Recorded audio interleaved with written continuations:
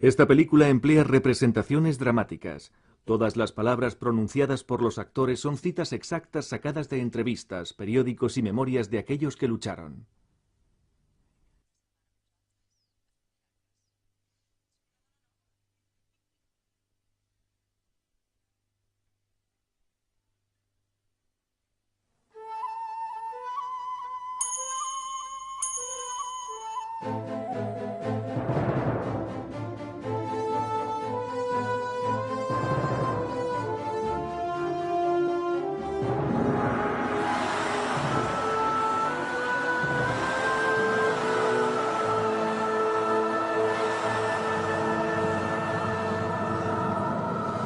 Corea, la guerra inacabada.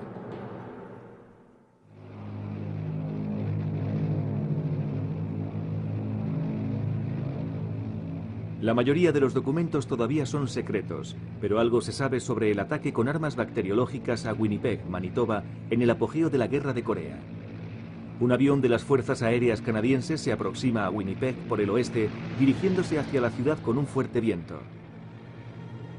A bordo van agentes del Cuerpo Químico del Ejército de Estados Unidos. Juntos, con científicos de armas bacteriológicas canadienses, están a punto de llevar a cabo un experimento encubierto con armas bacteriológicas sobre la población civil. El avión suelta un aerosol, un componente químico diseñado para dificultar la respiración de la gente. La población no lo sabe. A las autoridades locales les han mentido. Les han dicho que la operación es solo un experimento de una pantalla de humo invisible. De hecho, lo que se va a probar es el mejor modo de infectar a toda una población con una enfermedad desde el aire. Un experimento similar tiene lugar en San Francisco. Todo forma parte de un enorme proyecto secreto para desarrollar armas bacteriológicas ofensivas para el campo de batalla de Corea. Tierra quemada.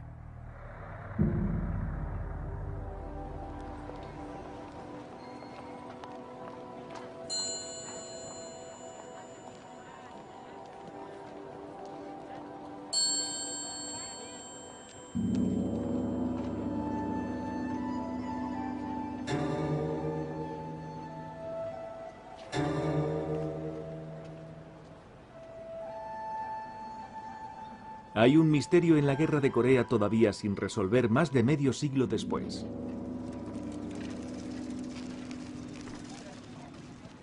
Incapaz de derrotar a China y a Corea en el campo de batalla, llevó a cabo Estados Unidos una campaña clandestina y usó armas biológicas para extender enfermedades entre la población china y norcoreana. La investigación de este misterio cambió la vida del historiador canadiense Stephen Endicott y especialmente a sus padres misioneros. Mis padres se habían ido a China en 1952 para volver a visitar el país donde habían estado de misioneros durante 25 años. Fueron por la invitación del primer ministro chino, el señor Zhou Enlai. Mientras estaban allí durante los meses de enero, febrero y marzo del 52, la oficina del primer ministro les llamó y les dijo: ¿les gustaría ir y comprobar cómo marcha todo por la zona del noreste?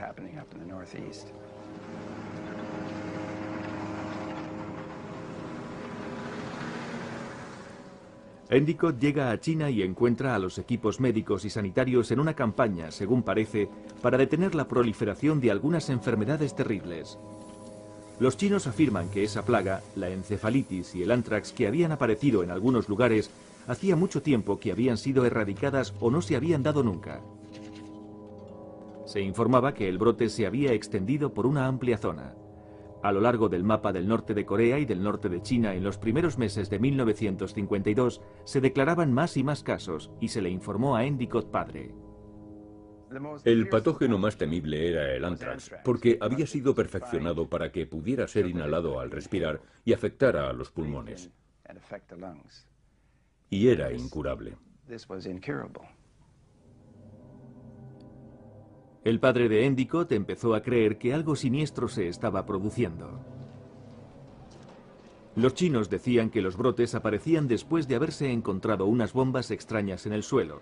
Encontradas, dijeron, después de que aviones estadounidenses sobrevolaran la zona a baja altura. Aparentemente las bombas estaban diseñadas para transportar octavillas de propaganda. pero los chinos decían que no habían encontrado octavillas, pero sí habían descubierto plumas, ratas y diferentes tipos de insectos, todos infectados con enfermedades virulentas. Lo más alarmante fueron unas moscas infectadas, encontradas supuestamente en la nieve invernal. Fue a zonas rurales. Habló con la gente que decía haber visto cómo caían esos artefactos. Habló con científicos que habían examinado las bombas que habían transportado las enfermedades. Estaba impresionado por las credenciales de esos científicos, credenciales en medicina occidental, muchos de ellos graduados en Cambridge y en Oxford, e incluso en la Universidad de Toronto.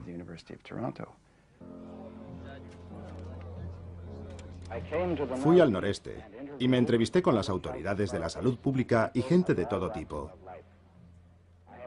He visto toda clase de evidencias incriminatorias de la guerra bacteriológica estadounidense.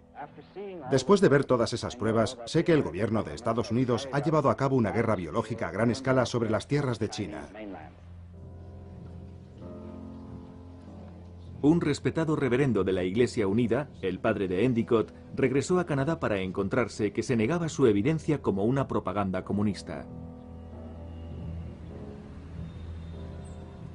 En el Parlamento canadiense, el gobierno le denuncia como a un subversivo e incluso considera acusarle de traición y la pena por eso es la muerte. Hubo todo un alboroto en Canadá y la prensa le declaró como el enemigo público número 1.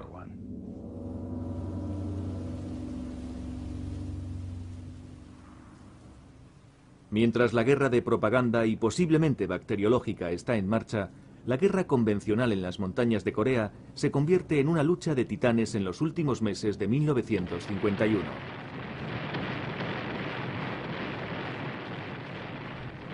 En el frente, el ejército chino está en crisis. Entre combates, el ejército se esconde en complejas cuevas para escapar de la potencia del fuego de los norteamericanos, y aún así tienen tremendas bajas. Su situación desesperada no es entendida por los líderes comunistas. Kim Il-sung, el dictador de Corea del Norte, quiere que los chinos sigan atacando a las adelantadas fuerzas estadounidenses a cualquier precio. El general Peng, el comandante en jefe chino, cree que esa es una estrategia suicida. El historiador militar Bin Yo dice que Peng dio prioridad a este asunto. Peng fue personalmente a ver a Mao para hablar con él del tema. Y Mao le creyó, le escuchó. Y entonces se dio cuenta de que podría ser una guerra de desgaste y podría durar mucho más. Mao acepta las malas noticias, pero ordena un gran ataque más sobre las fuerzas estadounidenses para fortalecer la posición de China en las negociaciones. El presidente dio unas instrucciones muy claras.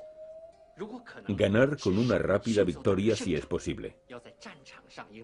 Pero como mínimo, en el campo de batalla, ganar con ventaja.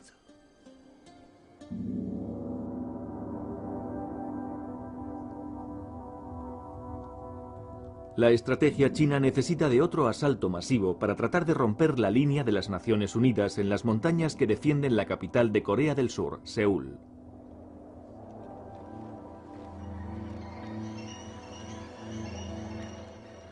En otoño de 1951, la nieve ha llegado temprano a las colinas de Corea, haciendo que las brigadas canadienses de las Naciones Unidas se sientan como en casa. El capitán Charlie Forbes tiene el presentimiento de que se avecinan problemas. Los soldados tienen lo que llamamos un sexto sentido. Yo lo he experimentado. Todos los soldados en los campos de batalla se huelen las cosas. Saben cuándo inclinarse y cuándo hay que agacharse.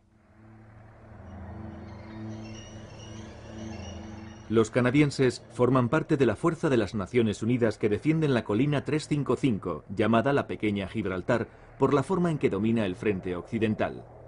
Los estadounidenses están encima de la colina, con los canadienses en la cima siguiente. Los chinos intentaban conquistar la colina 355. Si llegaban a dominar dicha colina, tendrían una posición dominante, táctica y estratégicamente.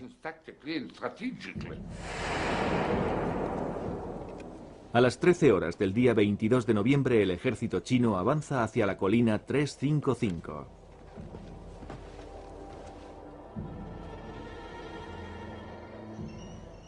Corregir posición. A 9, 7, 5. Charlie Forbes manda un pelotón equipado con morteros, que con precisión marca las posiciones de las numerosas tropas enemigas a lo largo de una longitud de 7 kilómetros. Habíamos acabado de registrar sus posiciones en nuestros morteros. En otras palabras, estábamos preparados para disparar. Mi controlador de fuego de mortero, el sargento Zuluski, Walter Zuluski, me llama. A las 9, a las 9, a las 9. Blanco, blanco, blanco. Escala 20. Yo dije, Walter. ¿Es que está rematadamente loco? Escala 20 son 20 descargas de mortero por minuto, que suponen 120 descargas al minuto. Hay 6 morteros. Me dijo, señor, hay 3 hileras. Luego me habla en francés. Le juro que hay 3 hileras de chinos avanzando hacia nosotros en el 355. Hileras de chinos. Y le dije, amén.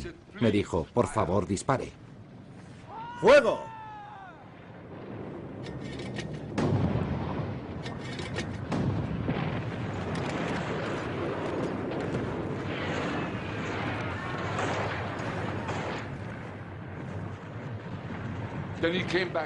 Luego volvió de nuevo diciendo, adelante, muertos, estupendo. Y exclamó, de nuevo.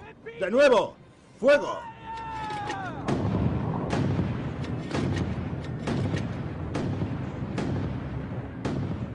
Con los disparos de mortero del pelotón de Forbes, los canadienses mantienen la línea.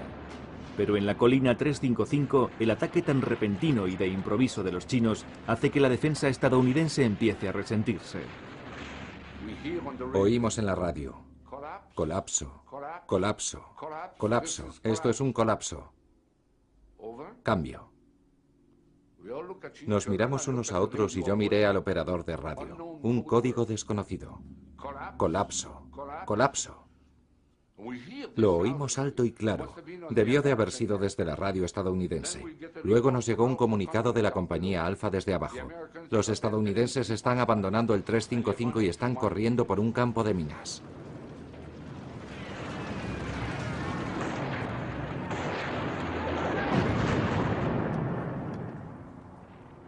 En su posición con el mortero, Forbes y sus hombres ven el drama que se desarrolla en la tierra de nadie. Vi con mis prismáticos los momentos más tensos y conmovedores de la guerra. Había un soldado grande con sus pertrechos, rifle y demás, que había entrado corriendo en el campo de minas y le había arrancado una pierna.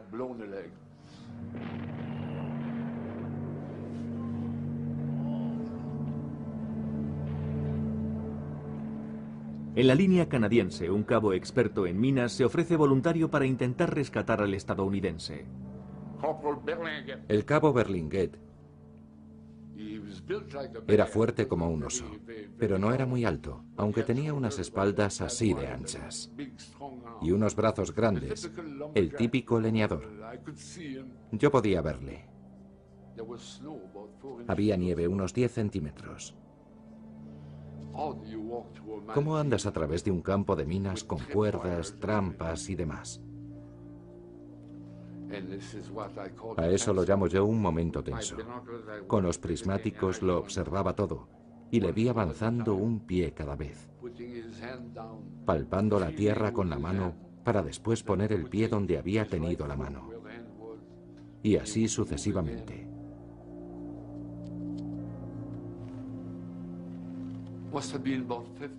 Debía de haber unos 50 o 60 pasos, pero cada uno de ellos era como si te clavaran una bayoneta en el corazón, y yo exclamé, seguro que saltará por los aires.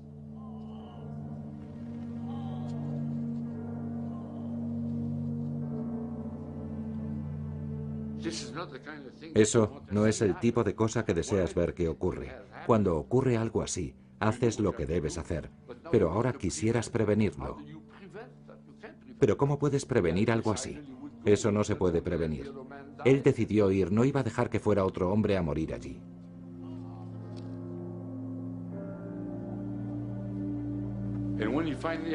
Y cuando finalmente llega hasta él, lo coge como los bomberos. Era un hombre fuerte. Se agacha, se lo carga sobre la espalda, atravesado sobre sus hombros.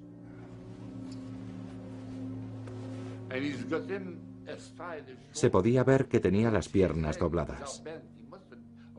El hombre debía pesar al menos 90 kilos, seguramente. Le sujeta con una mano y se agacha para recoger el rifle. Es algo que parece increíble, pero es cierto. Se da la vuelta justo sobre sus pies y sale de allí andando sobre sus pisadas anteriores.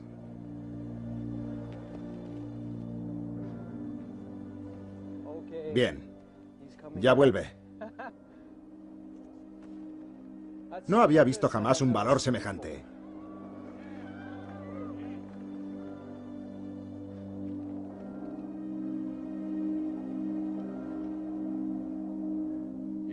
Le suelta y todo lo que el estadounidense podía decir es: gracias, gracias, gracias. Eso es todo. Y al cabo Berlinguet no creo que nunca le hayan concedido una condecoración, una mención de elogio o algo parecido. Es increíble. Pero eso forma parte de la guerra.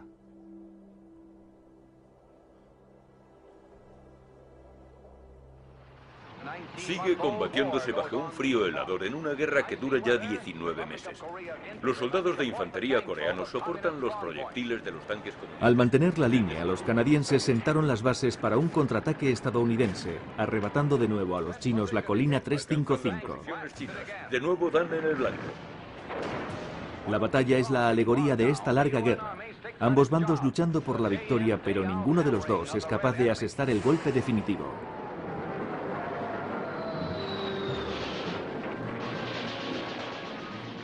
Día y noche los estadounidenses mantienen una campaña de bombardeo incesante sobre las posiciones chinas y norcoreanas. Pero ya no es más una zona libre de fuego para los pilotos estadounidenses. Ahora los chinos presumen de sus 4.000 aviones y casi de la mañana a la noche se han convertido en la tercera fuerza aérea más grande del mundo. Con la ayuda de pilotos soviéticos y sus últimos reactores MiG, los chinos empiezan a derribar más y más aviones estadounidenses.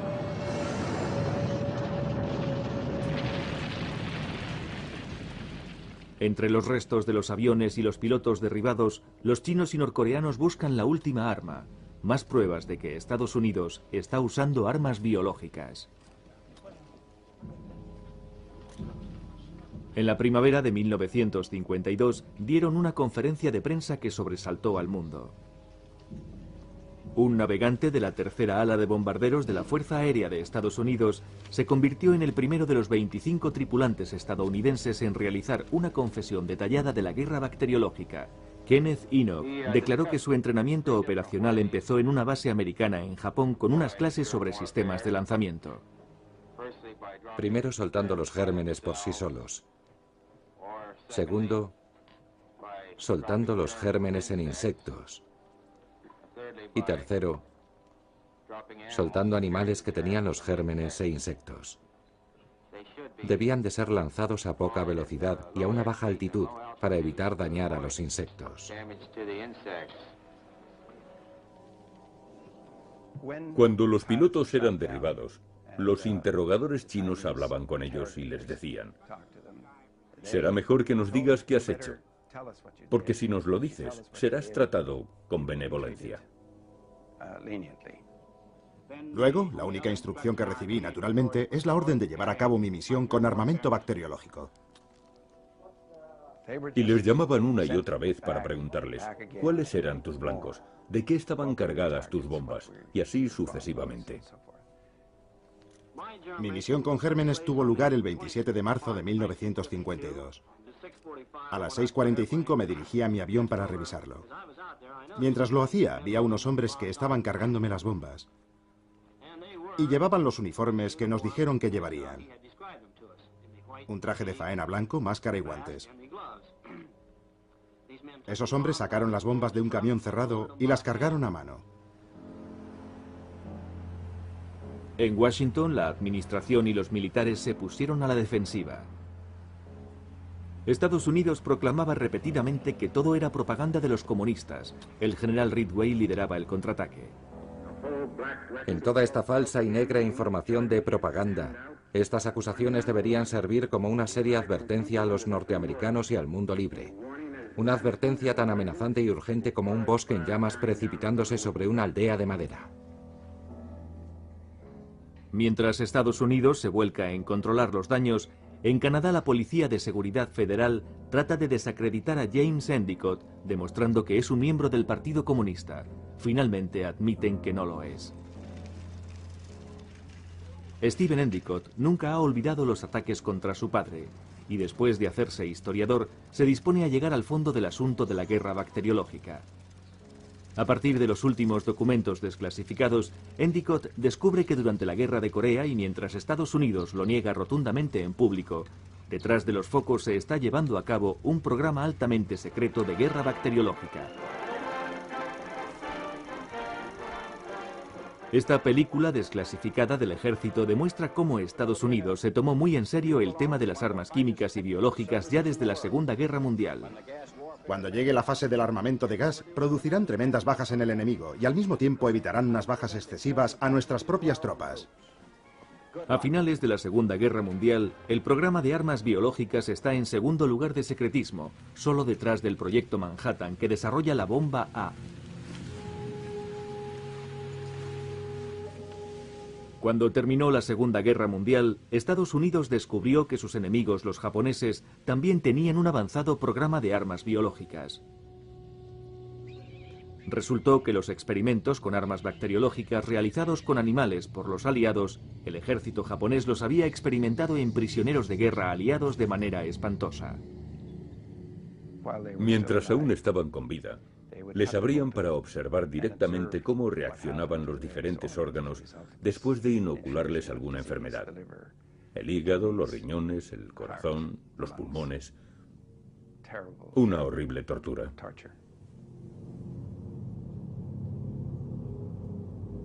Cuando el general MacArthur hace un trato para mantener al emperador en su puesto, los expertos japoneses en armas bacteriológicas son también secretamente protegidos. El teniente general Shiro Ishii, al mando del programa japonés de armas bacteriológicas, pasa sus investigaciones a Estados Unidos a cambio de inmunidad de ser acusado como criminal de guerra. El trato fue alto secreto, justificado por la guerra contra el comunismo y por la búsqueda del arma perfecta. La atracción del ejército norteamericano por las armas biológicas era porque dichas armas no destruían la infraestructura del enemigo, y eso significaba que la reconstrucción después de la guerra sería mucho más simple. Un arma atómica lo destruye todo. Un arma biológica solo elimina a la gente, pero los edificios, ferrocarriles, fábricas y todo lo demás seguirá estando allí. Endicott descubre que durante la Guerra de Corea, la guerra biológica supone una operación de 350 millones de dólares. Las armas biológicas se ponen al mismo nivel que la bomba atómica, el número 1 en categoría estratégica. El 21 de diciembre de 1951, con la guerra en punto muerto, se les dice en secreto a los militares: ya es hora de que la actual preparación se lleve a cabo. Para hacerlo, los investigadores militares estadounidenses adaptan la técnica que los japoneses probaron con éxito sobre el terreno, utilizando insectos, ratas y plumas para extender la peste de la encefalitis y el anthrax. Para conseguir que las plumas e insectos dieran en el blanco, Estados Unidos probó una bomba de 230 kilos llamada M105, diseñada para suministrar octavillas de propaganda.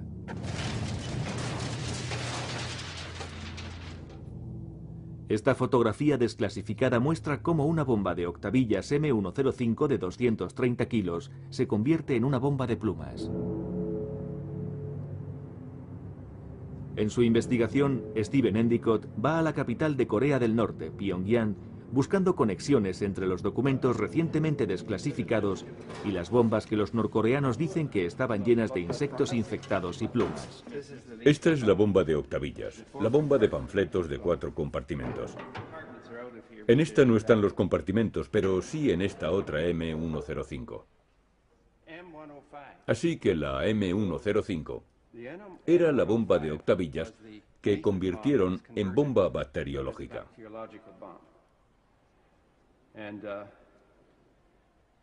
Y este número y esta bomba aparecen en los informes de las misiones de la Fuerza Aérea de Estados Unidos. Así que esta era una de sus principales armas biológicas. Los vectores, donde se cargaban las hojas, insectos o algodón, eran metidas aquí, con los insectos. Los insectos infectados para que luego, cuando la bomba se abriera, fueran liberados.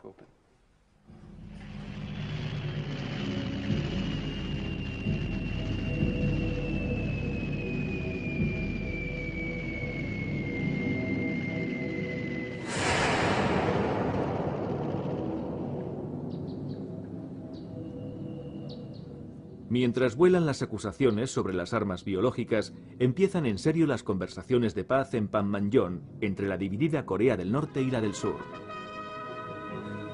Antes de trasladarse a Panmunjom, los norteamericanos tienen que aprender a pronunciar ese nombre, luego a entender la interminable maniobra.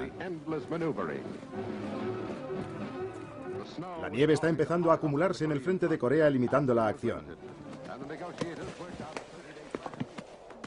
En un alto el fuego temporal, el contingente canadiense de las Naciones Unidas tiene tiempo para la clase de batalla por la que son famosos. Esta vez la lucha es sobre una superficie brillante. Las tropas de Nueva Zelanda y Australia les han retado a un partido de hockey sobre el río Injin. Cuando los australianos y neozelandeses hacen su aparición sobre el hielo, los canadienses saben que el campeonato sobre hielo de la Commonwealth está en el bote. La tregua es efímera. La guerra se reanuda enseguida, pero el gran movimiento de tropas que caracterizó la lucha de los primeros años ya no vuelve a ser igual. Ahora el campo de batalla se parece a la tierra de nadie de la Primera Guerra Mundial. Los ejércitos se atrincheran y se enzarzan en pequeñas y desesperadas batallas por unos cientos de metros de terreno. El canadiense Charlie Forbes, un artista a la vez que soldado, pinta la posición de su regimiento durante ese melancólico tiempo. Las condiciones de guerra en Corea, creo que, particularmente después de haber decidido esa tregua, de detener la guerra para moverse a posiciones estáticas sobre el paralelo 38, hizo que el ánimo cambiara completamente. Solo había patrullas nocturnas. Un 100% de alertas desde medianoche, desde las 8 de la noche hasta las 6 de la mañana. Vivíamos en el suelo, como en 1914-1917. No había bodegas donde esconderse, no había vino, había sake. Pero no había demasiados contrabandistas que llegaran al frente para vendérnoslo. Y se convirtió en algo sumamente solitario.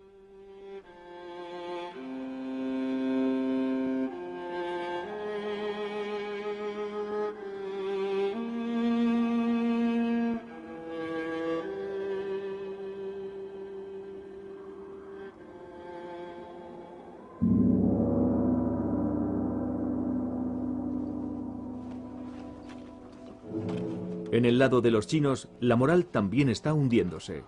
Se crean unidades de disciplina para contrarrestar la crisis creciente, la deserción de soldados chinos y el pillaje de los coreanos en el campo en busca de comida. El ejército debe tratar la deserción como un comportamiento vergonzante. Y los delitos como el robo y extorsión están perjudicando la unidad de los chinos y norcoreanos y dañan el gran prestigio de nuestro ejército. Deben realizarse reuniones en los escuadrones, pelotones y compañías o batallones para criticar a los delincuentes y hacerles realizar servicios para que expíen sus acciones. En el lado de las Naciones Unidas, en los últimos meses de la guerra, los norteamericanos registraron un aumento de deserciones de 5 veces más. Un informe secreto británico indica que el 90% de las nuevas bajas son heridas autoinfligidas. Y entonces empezamos a tener heridas autoinfligidas, algo que nunca tuvimos en Alemania, ni en Francia, Holanda o Bélgica. Los chicos se encontraban muy solos y oías un disparo y es que se habían pegado un tiro con el rifle en un pie. No era como una epidemia, pero ocurría y dolía. Después también tuvimos otros casos de chicos que querían tomarse un trago solo para evadirse. Destilaban Preston, betún para los zapatos, para conseguir alcohol. Se envenenaban a sí mismos. Se encontraban cuerpos tumbados en la trinchera, muertos. Porque por parte de los oficiales y de los suboficiales, deberían haber mantenido la moral de los hombres alta. Pero como no había acción, se dejaron arrastrar. Y la línea del frente también. Aquellos hombres que estaban allí querían luchar. Rolando Hinojosa, del Ejército de Estados Unidos, escritor a la vez que soldado, dice que el frente se convirtió en una zona gris de demencia, una amenaza peor que los chinos. El teniente Phil Brockley se levantó y se pegó un tiro hace 2 días. Encontramos su casco, sus prismáticos, papeles, lápiz, 2 paquetes de cigarrillos y una linterna japonesa. Todo colocado en fila.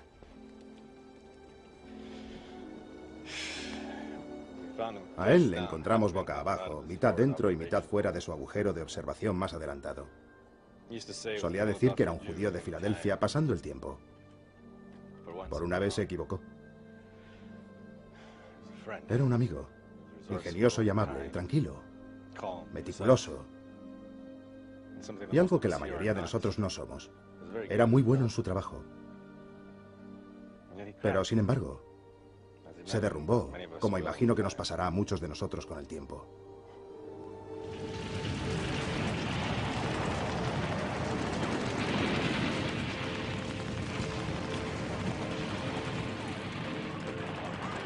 Corea fue la guerra de los 1000 días. Una guerra que, además del enorme peaje en sufrimiento humano, fue también demoledora para las carreras de los poderosos.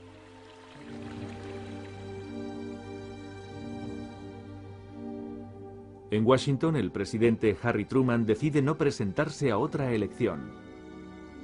Su secretario de Estado escribe que la guerra de Corea ha destruido la presidencia de Truman.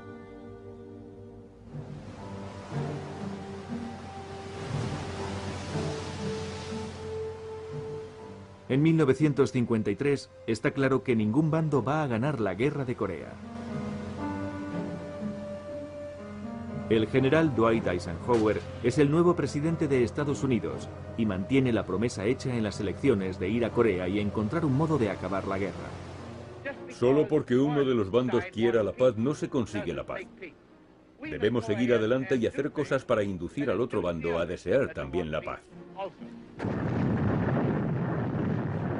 Y para inducir al otro bando a desear también la paz, Eisenhower autoriza una demostración de fuerza, una prueba con artillería nuclear, el mensaje de que Estados Unidos está de nuevo dispuesto a usar la bomba para terminar con la guerra. Joseph Stalin ha muerto. En la Unión Soviética, Joseph Stalin muere de repente, y con su muerte llega al mundo una marea de cambios. El apoyo comunista para la continuación de la guerra en Corea se desvanece. Ahora, con nuevos líderes en ambos lados, las negociaciones de paz se hacen más formales.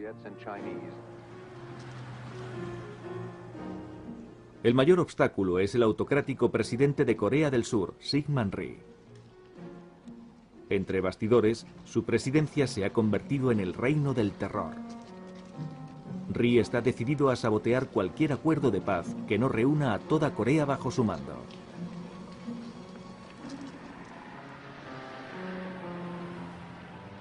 Winston Churchill, de nuevo como primer ministro británico, refleja la frustración de las Naciones Unidas en este telegrama a Eisenhower.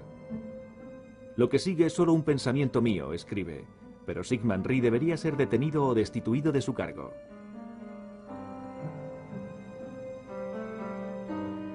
Y entonces la lucha acabó. Esto es Panmunjom, el lugar donde se firmó no un tratado de paz, sino un alto el fuego. El 23 de julio de 1953, después de 3 años de guerra y 5 millones de víctimas, se establece un armisticio que congela la guerra de Corea tal cual. Ambos lados acuerdan quedarse tal como estaban antes de empezar la guerra. Los chinos y norcoreanos firman. Estados Unidos firma en nombre de las Naciones Unidas. Pero el líder de Corea del Sur, Syngman Rhee, se niega y durante años hasta que es derrocado, trata de mantener el arsenal de armas para otro ataque al norte. Hasta hoy en día, Corea del Sur sigue sin formar parte del alto el fuego.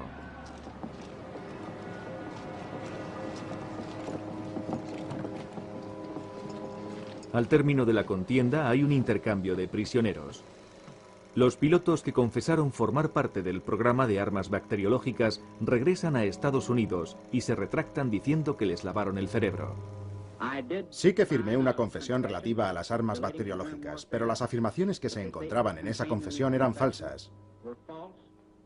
Fueron obtenidas bajo presión por los comunistas chinos. Si las afirmaciones de los pilotos fueron hechas bajo presión, también lo son sus negativas. Hemos descubierto que fueron amenazados con una minuciosa corte marcial. Así que escribieron negándolo, con esa amenaza sobre sus cabezas. Por lo que eso debe moderar el punto de vista de la gente en relación a las confesiones que hicieron negándolo.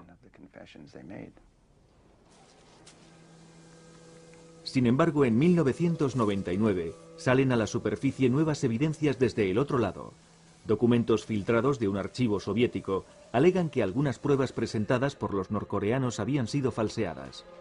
Los documentos soviéticos afirman que falsearon 2 casos, uno sobre peste y otro de cólera. Infectaron a un par de cuerpos del ejército y se hizo para engañar a unas delegaciones extranjeras de visita. Es posible que algunas personas falsearan algo, pero eso no tiene nada que ver con todos los demás sitios de Corea, donde se cree que hubo brotes de peste, antrax y encefalitis.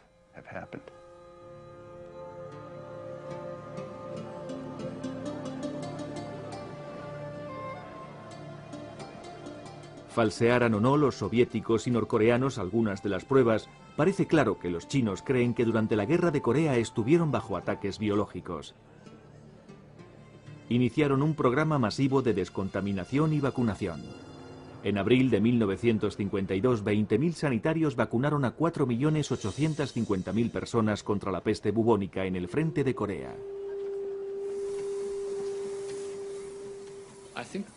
Creo que sería una tontería o algo ineficaz el comprometerse a realizar algo a tan gran escala, la vacunación de tus tropas, en un número tan cuantioso, si no hay pruebas evidentes para acometer semejante tarea.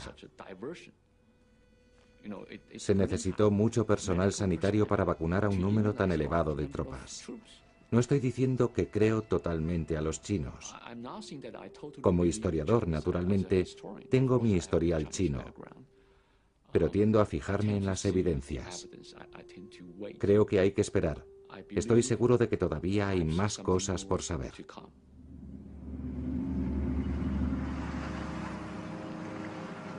Estados Unidos sabe que se utilizaron criminales de guerra japoneses, que se gastaron 350.000 millones de dólares en armas biológicas, que desarrollaron armamento bacteriológico como arma defensiva en la guerra de Corea, pero actualmente siguen negando su uso en el campo de batalla. Con algunos informes aún por desclasificar, Endicott confía que el secreto se esclarecerá algún día. Este es uno de los secretos más escondidos y oscuros de la Guerra Fría. Y es un reto para un historiador intentar desenterrar la verdad sobre un asunto semejante. Al final de la contienda, ambos bandos se proclaman vencedores.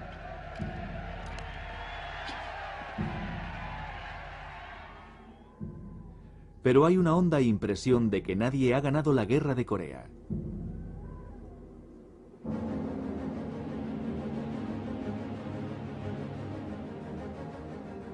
Las tropas de Naciones Unidas son embarcadas de vuelta a casa. Charlie Forbes recuerda su regreso con los canadienses, esperando ser recibidos con honores por una nación agradecida. El primer puerto al que llegaron fue Seattle. Cuando llegamos a Seattle, había una banda, con unas chicas bailando y gente que iba a curiosear, típicamente americano. Después de salir de allí nos detuvimos en Calgary. Había un grupo del Ejército de Salvación en la estación repartiendo café. Nadie más. Al llegar a Canadá íbamos a lanzarnos en los brazos de la gente, pero no había ni un alma para darnos la bienvenida. Llegamos a Montreal y nos reunieron en un campo de fútbol.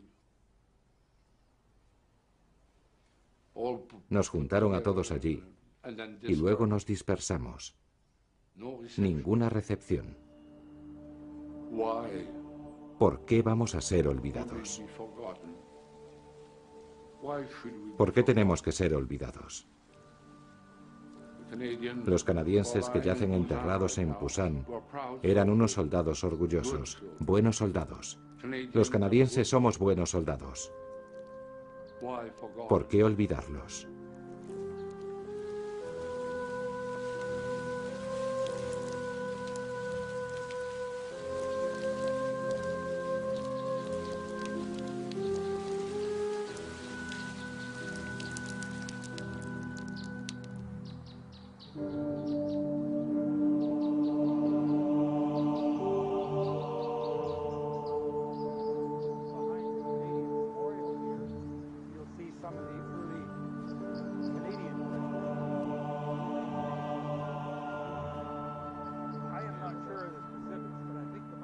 Ellos han regresado. El veterano combatiente canadiense John Bishop, los coreanos canadienses Ed y Myung Cook, el veterano marine estadounidense Don Gill. Visitaron el cementerio de Naciones Unidas en Pusan, Corea del Sur. Algunos de los estadounidenses muertos en la Guerra de Corea están enterrados aquí. La mayoría fueron devueltos a sus casas. Casi todos los 516 canadienses muertos reposan aquí y fueron conmemorados en bronce por un escultor coreano. Mientras se conmemora a la gente que murió en la guerra, se demuestra el amor. A mí, en particular, me gusta que no se haya glorificado la guerra.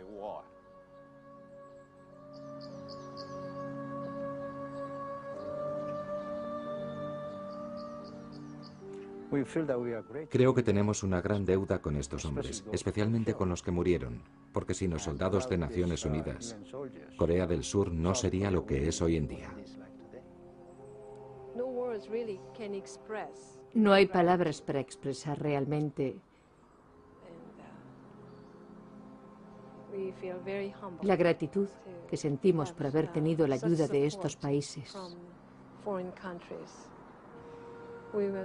Algo que no olvidaremos nunca.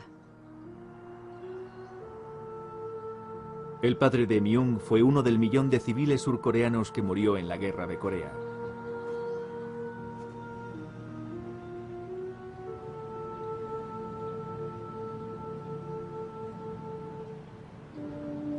Estados Unidos llevó a cabo la Guerra de Corea sin el consentimiento del Congreso. Así que a Washington le costó décadas el llamarlo oficialmente guerra y construir un monumento en su memoria. Este tímido tributo a los cerca de 2 millones de norteamericanos que sirvieron en Corea y a los 33.000 muertos en acción fue al fin erigido en 1995. Aún obsesionado por la guerra, el soldado poeta Bill Childress se imaginó a sí mismo de nuevo allí y vio una línea directa desde Corea con el horror que le seguiría. Al norte, desde Pusan, seguimos en silencio a los jefes cuyas carreras dependían de la victoria. La carretera hubiera podido ser la vía Apia, excepto por los niños hambrientos apostados junto a ella. Cuando bivaqueamos cerca de Pyeongtaek, un soldado cogió un palo marrón curvado de un charco. Era el hueso de un brazo de un niño. No muy lejos, acampaba el general con su cuerpo. Toda victoria sería suya. Para nosotros solo quedaba la larga marcha hacia Vietnam.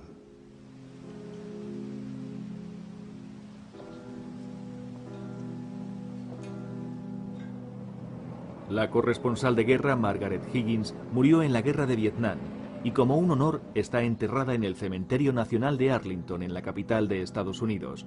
Pero Higgins dejó una alarmante y profética advertencia escrita hace más de 50 años. Necesitamos urgentemente a toda la gente posible de nuestro lado. Como no somos una dictadura y debemos de persuadir antes que intimidar, le corresponde a Estados Unidos demostrar con actos concretos que la gente del mundo tiene mucho más que ganar estando a su lado. Hasta ahora, los dos grandes océanos han protegido a los americanos de que la guerra llegara hasta sus propias casas. Ahora ya no hay lugar seguro en el mundo. En pocos minutos, Nueva York podría convertirse en una trampa mortal, mucho más terrible que cualquier puesto de mando militar de la línea del frente.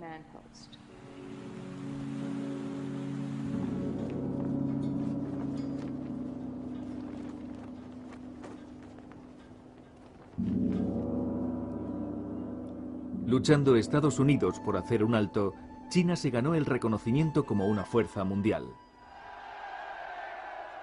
Pero las afirmaciones de China de haber ganado la guerra están siendo rebatidas por los propios historiadores chinos. China sufrió más de 1 millón de heridos y muertos, no un cuadro de victorias, según el historiador Bin Yo. Otra gente se cuestiona, por ejemplo, las bajas. ¿Cómo se puede clamar la victoria con semejante cantidad de víctimas? Quizá con 2 o 3 veces más bajas chinas.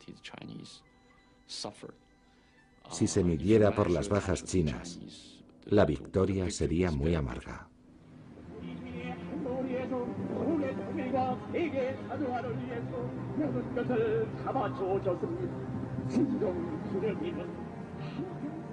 En Corea del Norte la guerra nunca se ha olvidado. Aquí, la guerra es religión. Aquellos que lucharon en la guerra son glorificados como ídolos.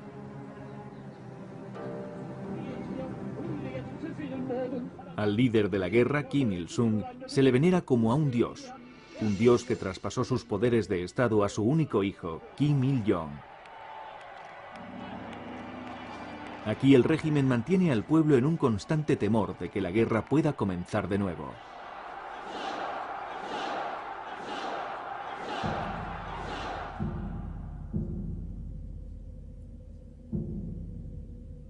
Fuera de Pyongyang, en un museo de la guerra de la provincia de Sinchon, el régimen muestra su versión de la guerra de Corea. Una versión enseñada a cada estudiante norcoreano en los últimos 50 años.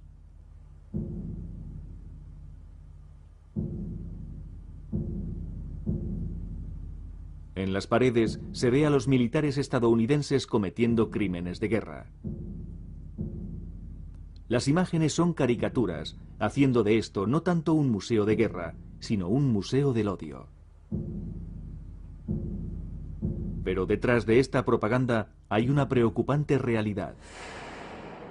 Los documentos desclasificados revelan ahora que durante la Guerra de Corea, una política despiadada de Estados Unidos procedente de la cúpula militar convirtió en blanco deliberadamente a los civiles.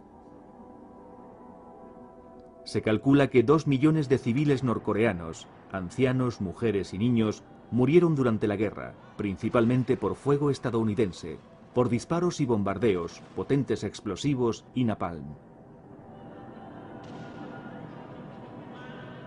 Podría haber sido peor, y aún lo es. Estados Unidos empezó a ensayar ataques nucleares en Corea del Norte en 1951, y tan recientemente como en 1998, el plan de ataque nuclear todavía se seguía practicando y puliendo. Los regulares simulacros de ataques aéreos sobre Pyongyang son hoy una distracción del hambre y la represión, pero también reflejan un gran temor a Estados Unidos.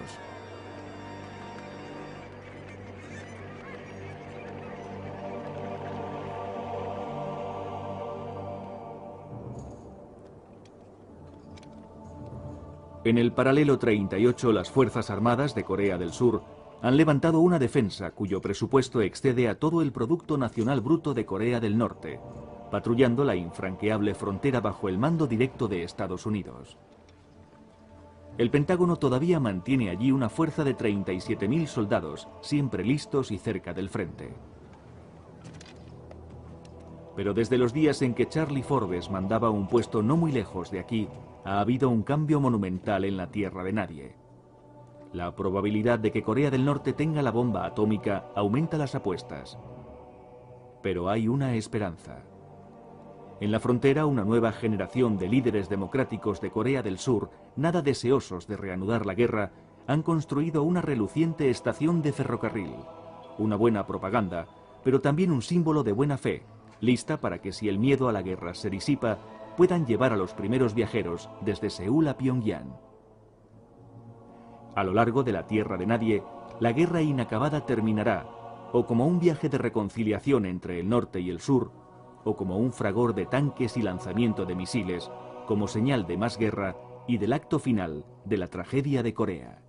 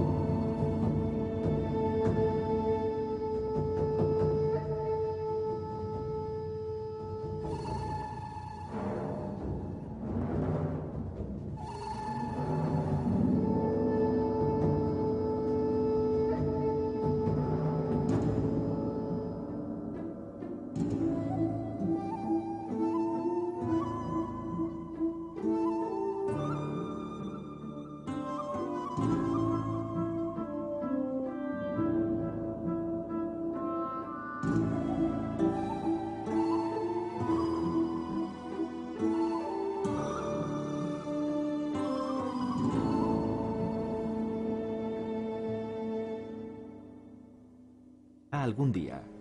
Este es uno de los secretos más escondidos y oscuros de la Guerra Fría. Y es un reto para un historiador intentar desenterrar la verdad sobre un asunto semejante. Al final de la contienda, ambos bandos se proclaman vencedores.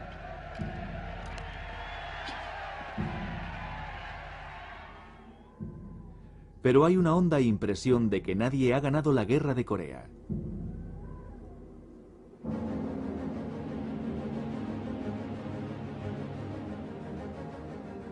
Las tropas de Naciones Unidas son embarcadas de vuelta a casa.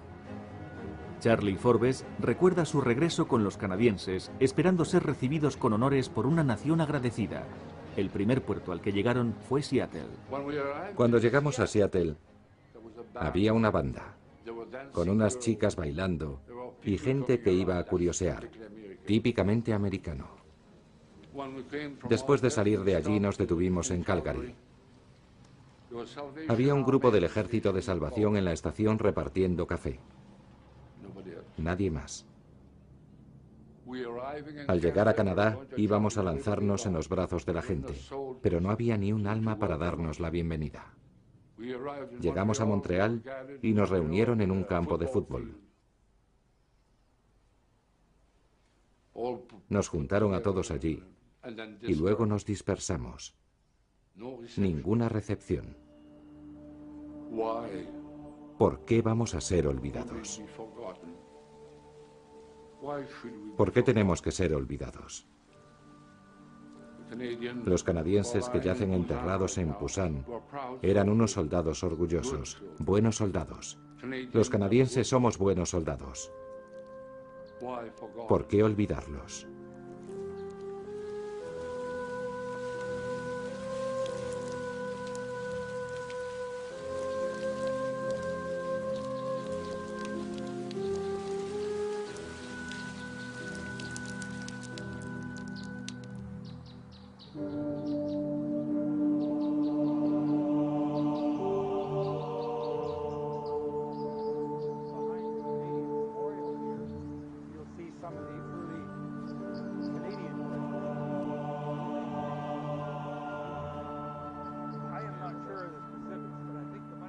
Ellos han regresado. El veterano combatiente canadiense John Bishop, los coreanos canadienses Ed y Myung Cook, el veterano marine estadounidense Don Gill. Visitaron el cementerio de Naciones Unidas en Pusan, Corea del Sur. A mí, en particular, me gusta que no se haya glorificado la guerra.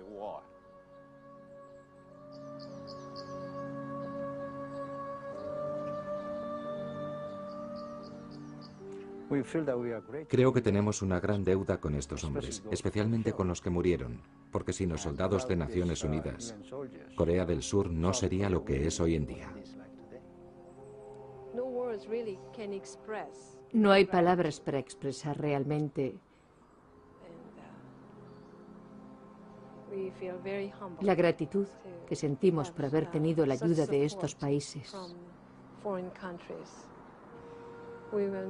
Algo que no olvidaremos nunca. El padre de Myung fue uno del millón de civiles surcoreanos que murió en la guerra de Corea.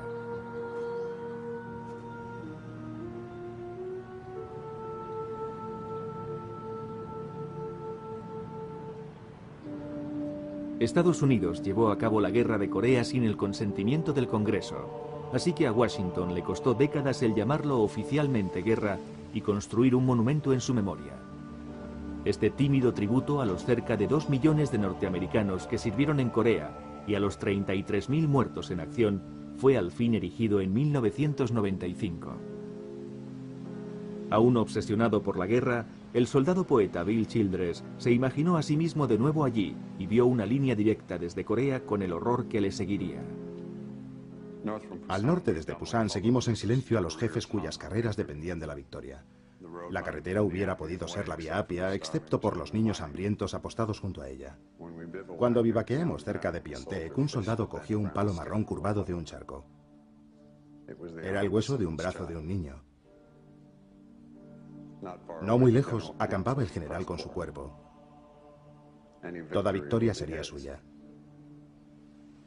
Para nosotros solo quedaba la larga marcha hacia Vietnam.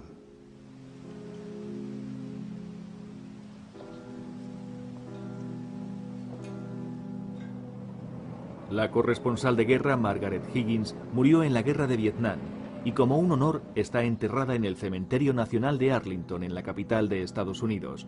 Pero Higgins dejó una alarmante y profética advertencia escrita hace más de 50 años. Necesitamos urgentemente a toda la gente posible de nuestro lado. Como no somos una dictadura y debemos de persuadir antes que intimidar, le corresponde a Estados Unidos demostrar con actos concretos que la gente del mundo tiene mucho más que ganar estando a su lado. Hasta ahora, los dos grandes océanos han protegido a los americanos de que la guerra llegara hasta sus propias casas. Ahora ya no hay lugar seguro en el mundo. En pocos minutos, Nueva York... Era la bomba de octavillas que convirtieron en bomba bacteriológica.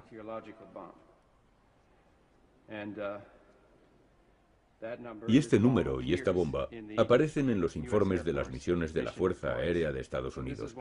Así que esta era una de sus principales armas biológicas. Los vectores, donde se cargaban las hojas, insectos o algodón, eran metidas aquí, con los insectos. Los insectos infectados para que luego, cuando la bomba se abriera, fueran liberados.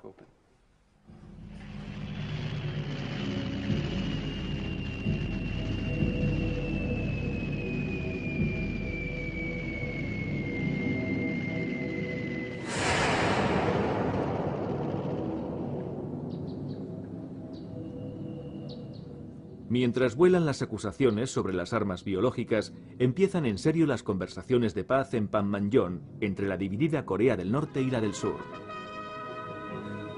Antes de trasladarse a Panmunjom, los norteamericanos tienen que aprender a pronunciar ese nombre, luego a entender la interminable maniobra. La nieve está empezando a acumularse en el frente de Corea, limitando la acción. En un alto el fuego temporal, el contingente canadiense de las Naciones Unidas tiene tiempo para la clase de batalla por la que son famosos. Esta vez la lucha es sobre una superficie brillante. Las tropas de Nueva Zelanda y Australia les han retado a un partido de hockey sobre el río Injin. Cuando los australianos y neozelandeses hacen su aparición sobre el hielo, los canadienses saben que el campeonato sobre hielo de la Commonwealth está en el bote. La tregua es efímera. La guerra se reanuda enseguida, pero el gran movimiento de tropas que caracterizó la lucha de los primeros años ya no vuelve a ser igual. Ahora el campo de batalla se parece a la tierra de nadie de la Primera Guerra Mundial. Los ejércitos se atrincheran y se enzarzan en pequeñas y desesperadas batallas por unos cientos de metros de terreno. El canadiense Charlie Forbes, un artista a la vez que soldado, pinta la posición de su regimiento durante ese melancólico tiempo. Las condiciones de guerra en Corea, creo que, particularmente después de haber decidido esa tregua, de detener la guerra para moverse a posiciones estáticas sobre el paralelo 38, hizo que el ánimo cambiara completamente. Solo había patrullas nocturnas. Un 100% de alertas desde medianoche, desde las 8 de la noche hasta las 6 de la mañana. Vivíamos en el suelo, como en 1914-1917. No había bodegas donde escondernos. El combatiente canadiense John Bishop, los coreanos canadienses Ed y Myung Cook, el veterano marine estadounidense Don Gill.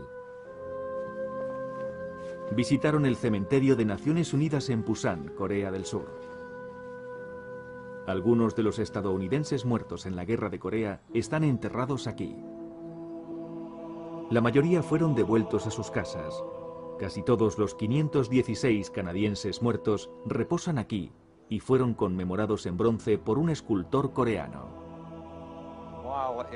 Mientras se conmemora a la gente que murió en la guerra, se demuestra el amor. A mí, en particular, me gusta que no se haya glorificado la guerra.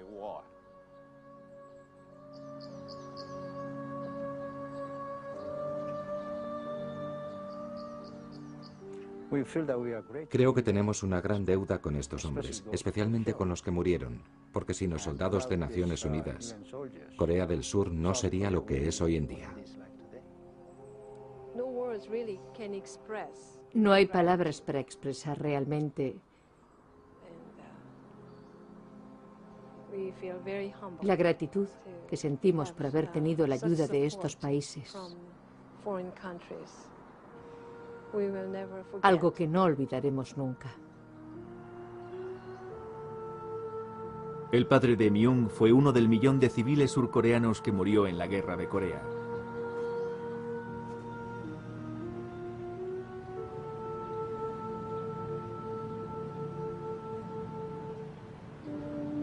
Estados Unidos llevó a cabo la Guerra de Corea sin el consentimiento del Congreso, así que a Washington le costó décadas el llamarlo oficialmente guerra y construir un monumento en su memoria. Este tímido tributo a los cerca de 2 millones de norteamericanos que sirvieron en Corea y a los 33.000 muertos en acción fue al fin erigido en 1995. Aún obsesionado por la guerra, el soldado poeta Bill Childress se imaginó a sí mismo de nuevo allí y vio una línea directa desde Corea con el horror que le seguiría. Al norte desde Pusan seguimos en silencio a los jefes cuyas carreras dependían de la victoria. La carretera hubiera podido ser la vía Apia, excepto por los niños hambrientos apostados junto a ella. Cuando vivaqueamos cerca de Pyeongtaek, un soldado cogió un palo marrón curvado de un charco. Era el hueso de un brazo de un niño. No muy lejos acampaba el general con su cuerpo. Toda victoria sería suya. Para nosotros solo quedaba la larga marcha hacia Vietnam.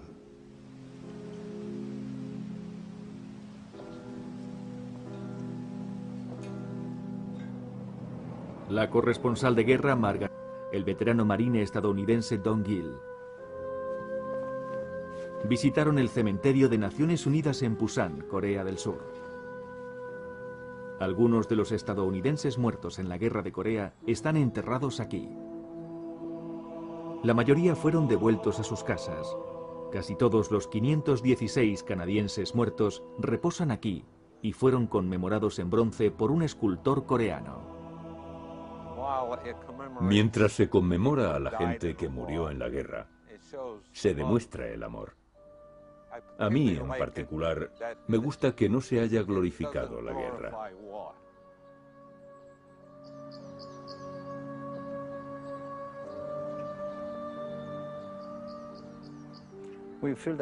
Creo que tenemos una gran deuda con estos hombres, especialmente con los que murieron, porque sin los soldados de Naciones Unidas, Corea del Sur no sería lo que es hoy en día. No hay palabras para expresar realmente la gratitud que sentimos por haber tenido la ayuda de estos países.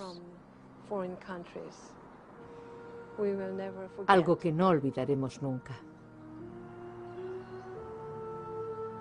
El padre de Myung fue uno del millón de civiles surcoreanos que murió en la guerra de Corea.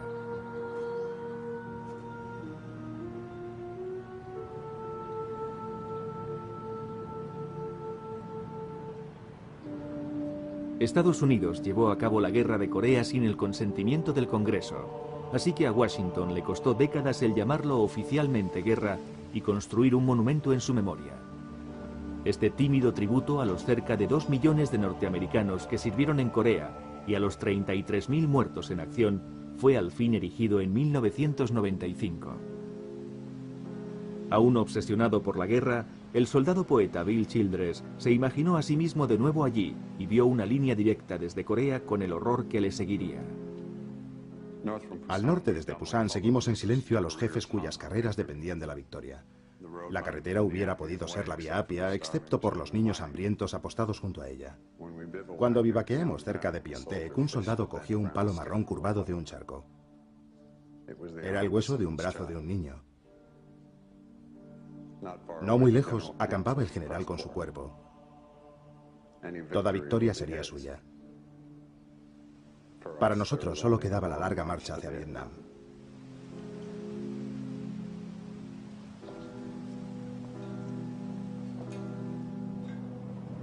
La corresponsal de guerra, Margaret Higgins, murió en la guerra de Vietnam y como un honor está enterrada en el cementerio. Habíamos acabado de registrar sus posiciones en nuestros morteros. En otras palabras, estábamos preparados para disparar. Mi controlador de fuego de mortero, el sargento Zuluski, Walter Zuluski, me llama. A las 9, a las 9, a las 9. Blanco, blanco, blanco. Escala 20. Yo dije, Walter. ¿Es que está rematadamente loco? Escala 20 son 20 descargas de mortero por minuto, que suponen 120 descargas al minuto. Hay 6 morteros. Me dijo, señor, hay 3 hileras. Luego me habla en francés. Le juro que hay 3 hileras de chinos avanzando hacia nosotros en el 355. Hileras de chinos. Y le dije, amén. Me dijo, por favor, dispare. ¡Fuego!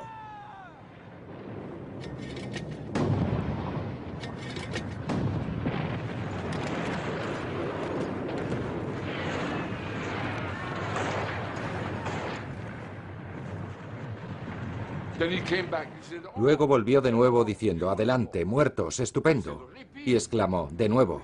¡De nuevo! ¡Fuego!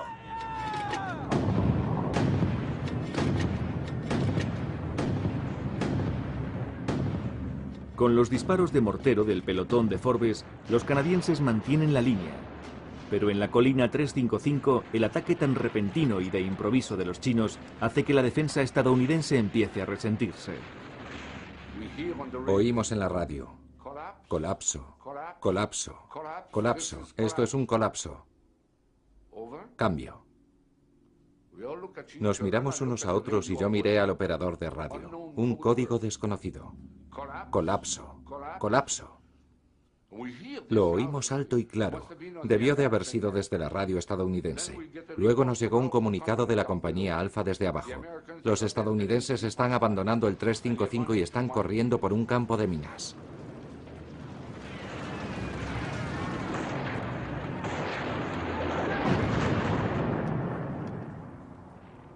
En su posición con el mortero, Forbes y sus hombres ven el drama que se desarrolla en la tierra de nadie. Vi con mis prismáticos los momentos más tensos y conmovedores de la guerra.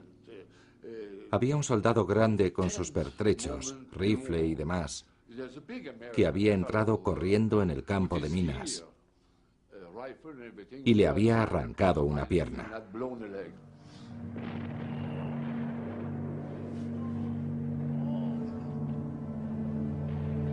Exclamé, seguro que saltará por los aires.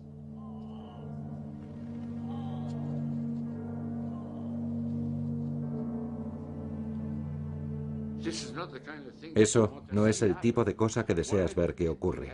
Cuando ocurre algo así, haces lo que debes hacer, pero ahora quisieras prevenirlo. Pero ¿cómo puedes prevenir algo así? Eso no se puede prevenir. Él decidió ir, no iba a dejar que fuera otro hombre a morir allí.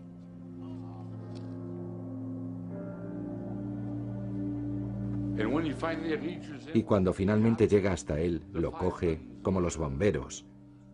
Era un hombre fuerte. Se agacha, se lo carga sobre la espalda, atravesado sobre sus hombros.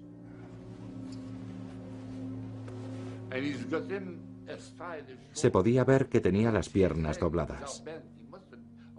El hombre debía pesar al menos 90 kilos, seguramente.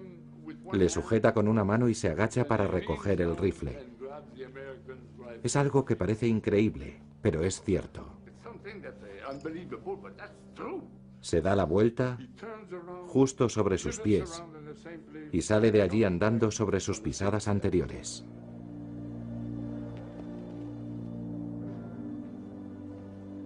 Bien, ya vuelve. No había visto jamás un valor semejante.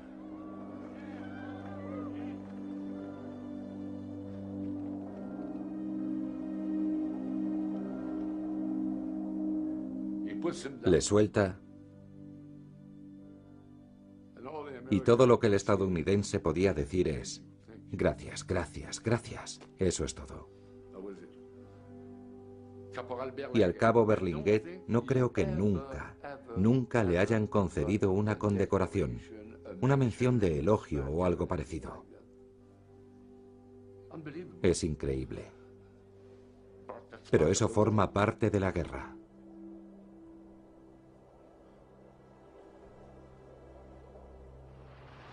Sigue combatiéndose bajo un frío helador en una guerra que dura ya 19 meses.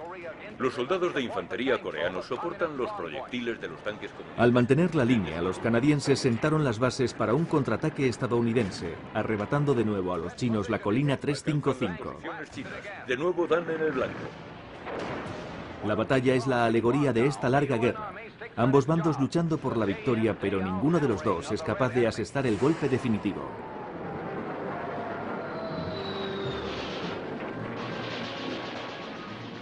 Día y noche los estadounidenses mantienen una campaña de bombardeo incesante sobre las posiciones chinas y norcoreanas. El típico leñador. Yo podía verle. Había nieve unos 10 centímetros.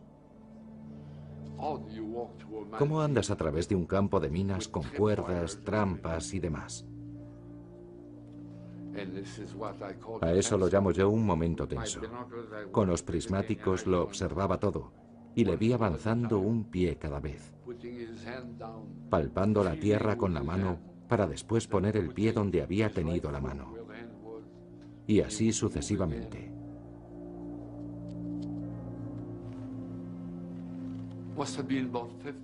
Debía de haber unos 50 o 60 pasos, pero cada uno de ellos era como si te clavaran una bayoneta en el corazón, y yo exclamé: seguro que saltará por los aires.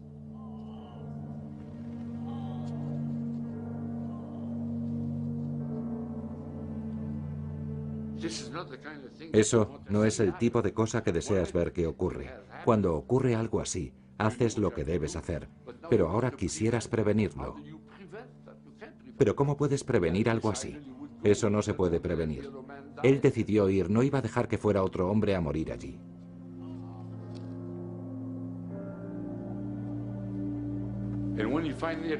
Y cuando finalmente llega hasta él, lo coge como los bomberos. Era un hombre fuerte. Se agacha, Se lo carga sobre la espalda, atravesado sobre sus hombros.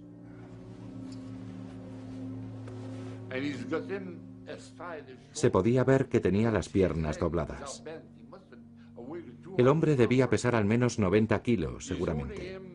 Le sujeta con una mano y se agacha para recoger el rifle. Es algo que parece increíble, pero es cierto.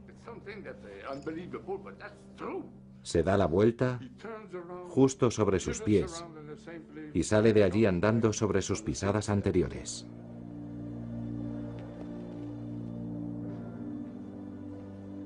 Bien. Ya vuelve. No había visto jamás un valor semejante.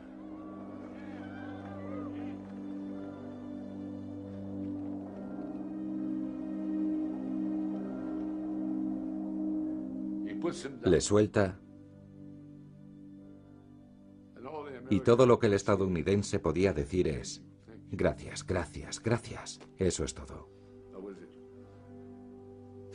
Y al cabo Berlinguet no creo que nunca le hayan concedido una condecoración, una mención de elogio o algo parecido.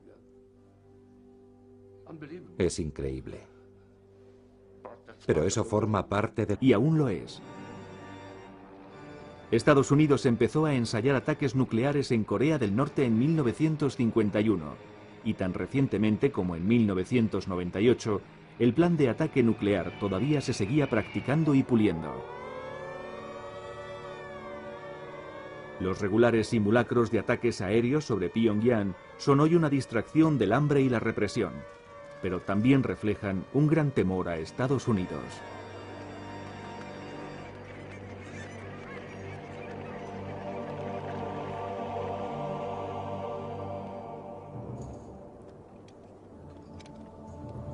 En el paralelo 38, las Fuerzas Armadas de Corea del Sur han levantado una defensa cuyo presupuesto excede a todo el Producto Nacional Bruto de Corea del Norte, patrullando la infranqueable frontera bajo el mando directo de Estados Unidos. El Pentágono todavía mantiene allí una fuerza de 37.000 soldados, siempre listos y cerca del frente. Pero desde los días en que Charlie Forbes mandaba un puesto no muy lejos de aquí, ha habido un cambio monumental en la tierra de nadie. La probabilidad de que Corea del Norte tenga la bomba atómica aumenta las apuestas. Pero hay una esperanza. En la frontera, una nueva generación de líderes democráticos de Corea del Sur, nada deseosos de reanudar la guerra, han construido una reluciente estación de ferrocarril. Una buena propaganda, pero también un símbolo de buena fe, lista para que si el miedo a la guerra se disipa, puedan llevar a los primeros viajeros desde Seúl a Pyongyang. A lo largo de la tierra de nadie, la guerra inacabada terminará, o como un viaje de reconciliación entre el norte y el sur, o como un fragor de tanques y lanzamiento de misiles, como señal de más guerra y del acto final de la tragedia de Corea.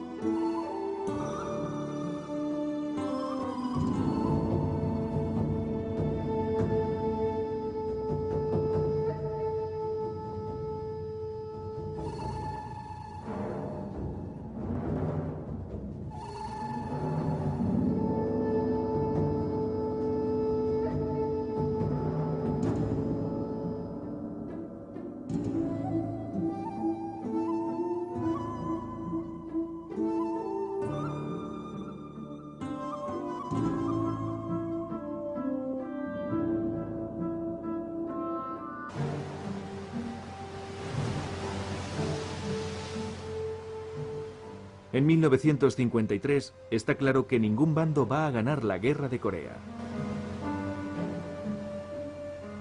El general Dwight Eisenhower es el nuevo presidente de Estados Unidos y mantiene la promesa hecha en las elecciones de ir a Corea y encontrar un modo de acabar la guerra. Solo porque uno de los bandos quiera la paz no se consigue la paz. Debemos seguir adelante y hacer cosas para inducir al otro bando a desear también la paz. Y para inducir al otro bando a desear también la paz, Eisenhower autoriza una demostración de fuerza, una prueba con artillería nuclear, el mensaje de que Estados Unidos está de nuevo dispuesto a usar la bomba para terminar con la guerra. Joseph Stalin ha muerto.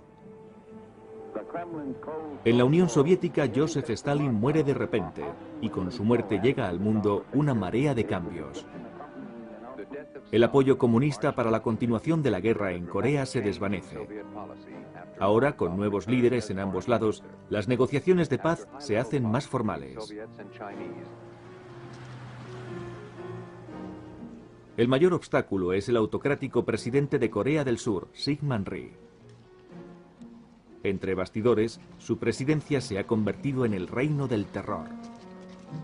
Rhee está decidido a sabotear cualquier acuerdo de paz que no reúna a toda Corea bajo su mando.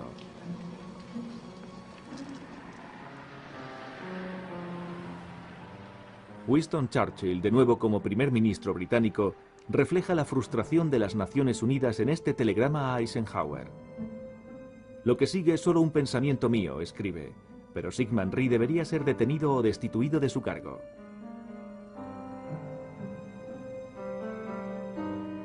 Y entonces la lucha acabó. Esto es Panmunjom, el lugar donde se firmó no un tratado de paz, sino un alto el fuego.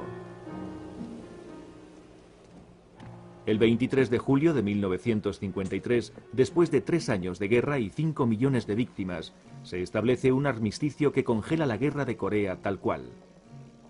Ambos lados acuerdan quedarse tal como estaban antes de empezar la guerra. Los chinos y norcoreanos firman. Estados Unidos firma en nombre de las Naciones Unidas. Pero el líder de Corea del Sur, Syngman Rhee, se niega y durante años hasta que es derrocado, trata de mantener el arsenal de armas para otro ataque al norte. Hasta hoy en día, Corea del Sur sigue sin formar parte del alto el fuego.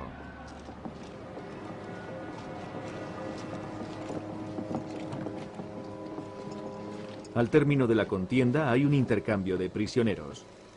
Los pilotos que confesaron formar parte del programa... En esta no están los compartimentos, pero sí en esta otra M105. Así que la M105 era la bomba de octavillas que convirtieron en bomba bacteriológica.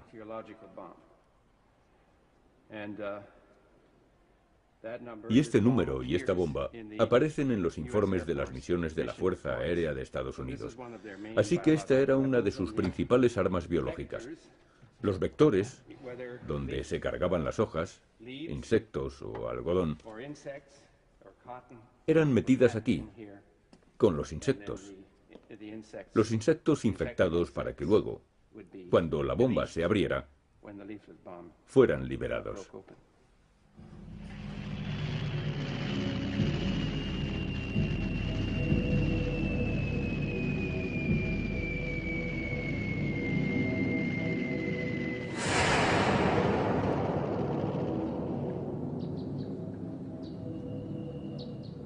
Mientras vuelan las acusaciones sobre las armas biológicas, empiezan en serio las conversaciones de paz en Panmunjom entre la dividida Corea del Norte y la del Sur.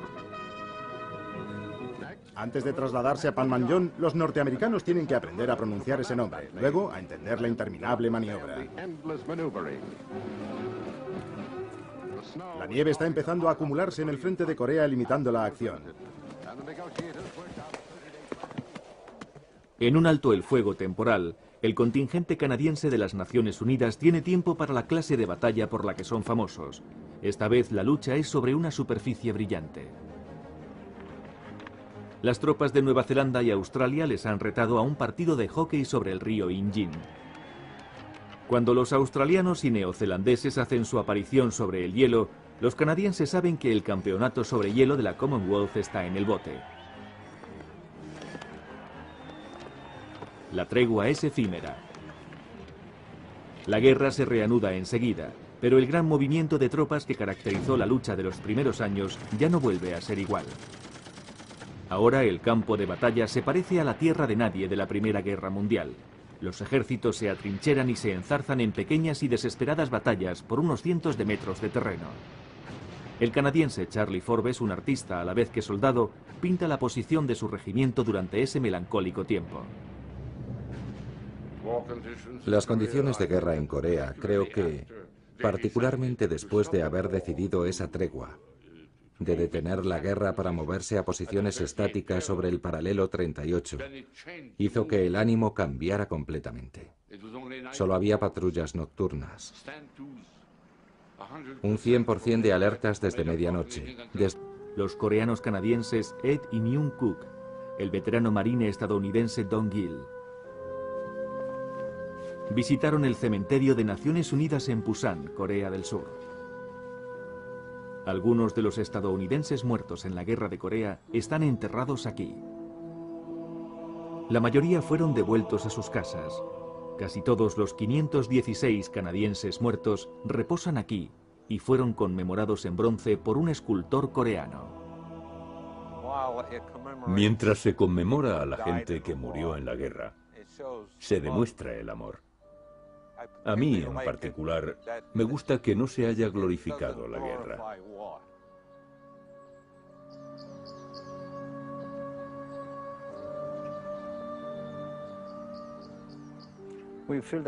Creo que tenemos una gran deuda con estos hombres, especialmente con los que murieron, porque sin los soldados de Naciones Unidas, Corea del Sur no sería lo que es hoy en día. No hay palabras para expresar realmente la gratitud que sentimos por haber tenido la ayuda de estos países. Algo que no olvidaremos nunca. El padre de Myung fue uno del millón de civiles surcoreanos que murió en la Guerra de Corea.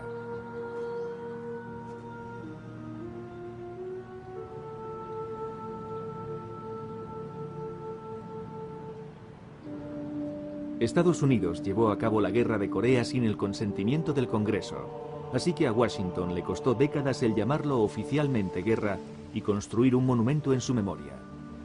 Este tímido tributo a los cerca de 2 millones de norteamericanos que sirvieron en Corea y a los 33.000 muertos en acción fue al fin erigido en 1995. Aún obsesionado por la guerra, el soldado poeta Bill Childress se imaginó a sí mismo de nuevo allí y vio una línea directa desde Corea con el horror que le seguiría. Al norte, desde Pusan, seguimos en silencio a los jefes cuyas carreras dependían de la victoria. La carretera hubiera podido ser la vía Apia, excepto por los niños hambrientos apostados junto a ella. Cuando vivaqueamos cerca de Pyeongtaek, un soldado cogió un palo marrón curvado de un charco. Era el hueso de un brazo de un niño. No muy lejos, acampaba el general con su cuerpo. Toda victoria sería suya. Para nosotros solo quedaba la larga marcha hacia Vietnam.